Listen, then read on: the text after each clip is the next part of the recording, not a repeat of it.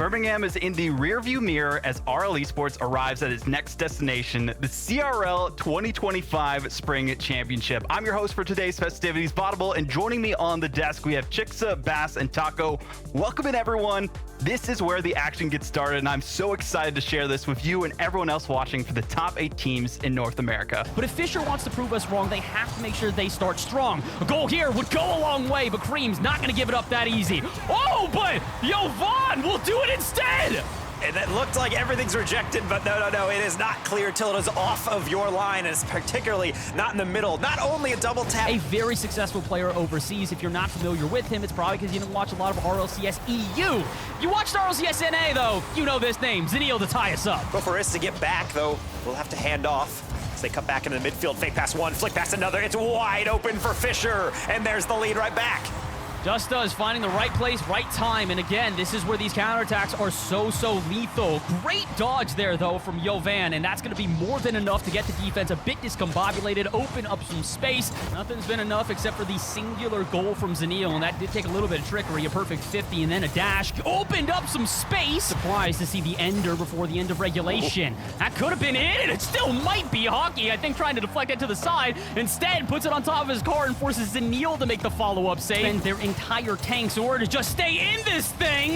The crossbar ding will sound, and unfortunately for Fisher, despite the boost starvation, they will not capitalize. Shot a bit off target, and to retreat they will go. Shot on target, 50 in front of the net, and Hockey will tie the series. Fisher have only found 2 through 4 minutes.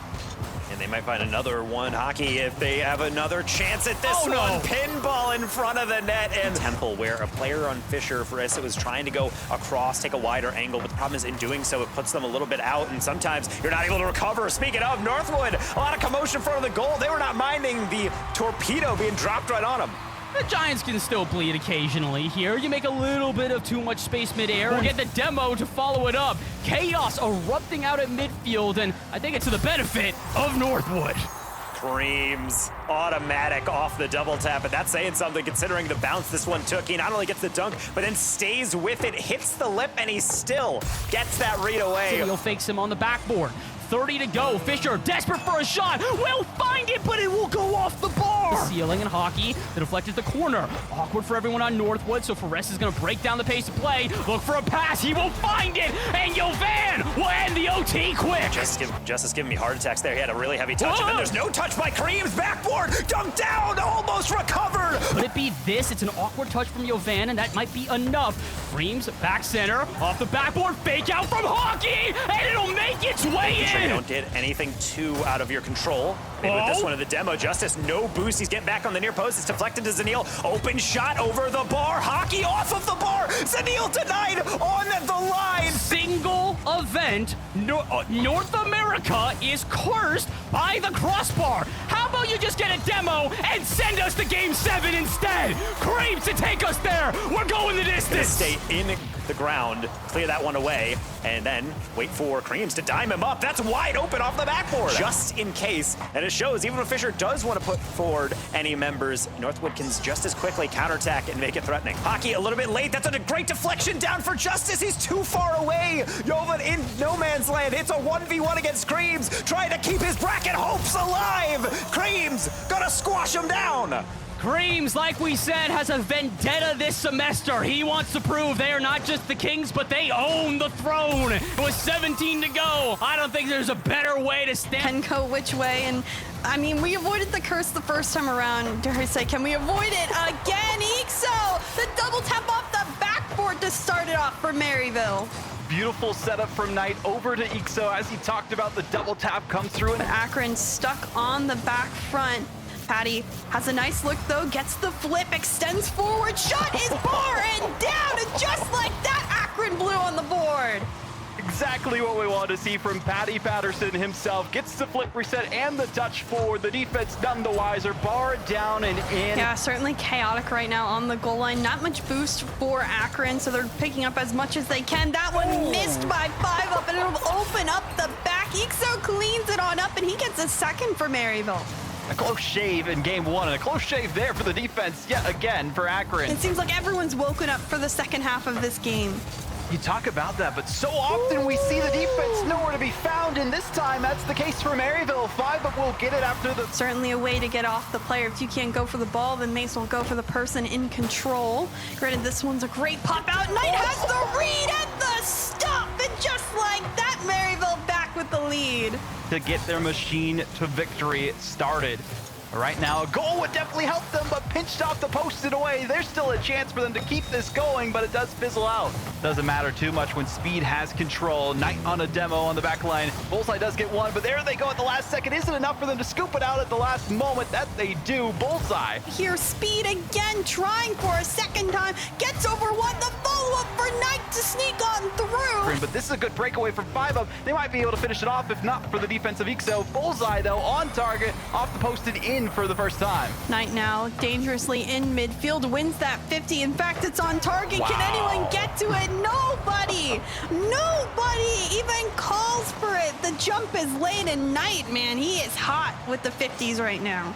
Able to move it just that much farther upfield in space, finally, is what Akron has. In fact, they'll throw one more towards the goal. It's certainly what has made Collegiate Rocket League so difficult to be in and so hard to predict at the end of the day. 5 up manages to get this doink. He has the hot hand today. I mean, you can't deny 5 up's ability to affect the field. Just sends it high. Speed, the quick touch, but you know what? Patty's there instead. Bullseye also coming up behind him. The trickery is there, and Bullseye puts it right on the mark. Bullseye able to send it away where 5 up is waiting. Patty, you could already see going upfield, looking for ways to bump and demo. 5 up as well sneaks his way up, and there's the deflection for the Akron goal. And Speed with a demo coming through. Not enough for them. Just yet a good final tip from Patty, an own goal. No! Patty, why?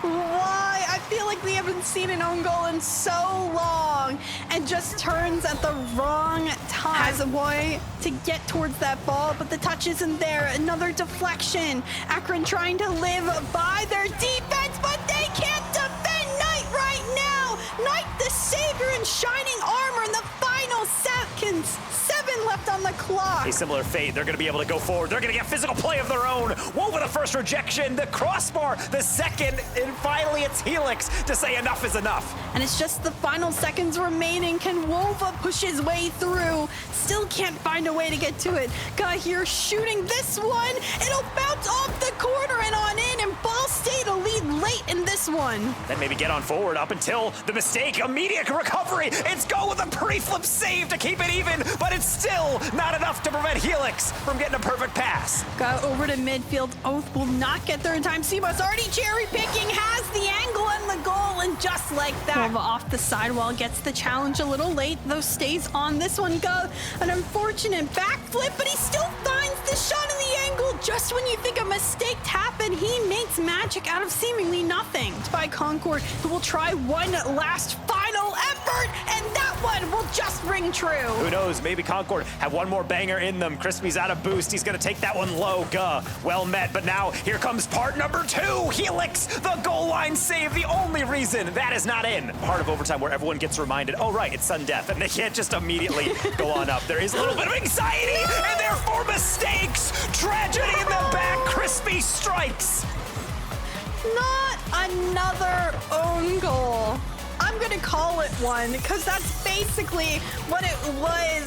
Ball State again on the back foot, need a way to clear this one out, and the bounce goes in the favor. God trying to find the touch through, does get the bump, does get the angle, and Ball State now with the lead. My goodness, you cannot ask for a better first touch from Guh. He baits in Crispy because he has to go quickly. You do not want Guh. Both off the ceiling, still has a flip to utilize and does get a 50. This one off the backboard is the read met by Wova. It is. With their pressure, they knew they probably couldn't get there first. They're going to back up and then reload into the next attack, which is cut out, and then 1-2'd into Samas, into Crispy, and not able to get it back one more time. Demo. None needed. Demo play. 2-2. The pattern is going to go. Even when we do see clutch goals, we see an immediate response right back. Oath off the backboard. Wova's trying to get up to it. Samas is a little bit faster. It's a gift for Crispy, and so is this game number 5. A demo on Helix, so nobody there. He'll respawn back. CMOS back over to Crispy. Guh in net. Helix looking for the shot, gets it over. Guh, and the team play for Concord rings true to start. Look at the tiki-taka. One pass into the third, into another one, and poor guy, he's just paused because he doesn't know. To grow. Sometimes a timeout, a tech pause like that will do you harm, and for now, Ball State just doesn't seem like they have the momentum or they have anything to get going, but there's a little something, a bump and transition gives them a little light. Right back down. You have to wonder, yeah, Ball State not necessarily having to rush too much, but every single time they fall out on some of these plays to take over. As he's gonna send this one now to a pre-jumping side. That's the coordination you speak about. That's why you bring him across the pond. Side, the CRL 2023 World Champion, proving that they can go toe-to-toe with the best. Polar can't save the shot whatsoever. Tries to beat things out off the get-go. Good touch and follow through. Does almost dunk Knight. Yeah, good bump though. Opens things up, but not enough. Polar with the epic save. Sai does have to get bailed out by his teammate. A demo in the midline does open things up again. Arju no boost though. Just has to bait out the rest of the team on Cumberland. And so far, so good for Cumberland to hold on. But they're looking to close things out. The fake comes through and Polar scores. Next has a freestyler resume. Of course he's gonna hit this one. Or is he? Leaves it for Polar. Jazzy bamboozled one at a time in a decently effective manner, and then focus on the second one, because once they start getting locked into this idea, we have to come back, you overcommit, and this happens. Still have to take down such a Titan squad in St. Clair Green, and they're gonna need a little bit extra time in the oven to cook something up, and well, Arju's just gonna keep cooking with some goals. 2 to their name in this one. Other teams need to look out. Polar open shot. Jazzy's trying to recover, and he nearly does, though that one had a bit too much sauce on it. Polar should be able to get this extension. Nice first touch. He's gonna pay that one low into next. Lob up and over. He might be better off leaving it, and that's what he does. Into Jazzy for the save. Spectacular timing. To try and clear things out. Good stop out by Sai before they got demoed for their efforts. Arju with the center. Jazzy's got the touch, and there's nobody there. Somehow, Polar, at the last moment, pinches it with the post and away.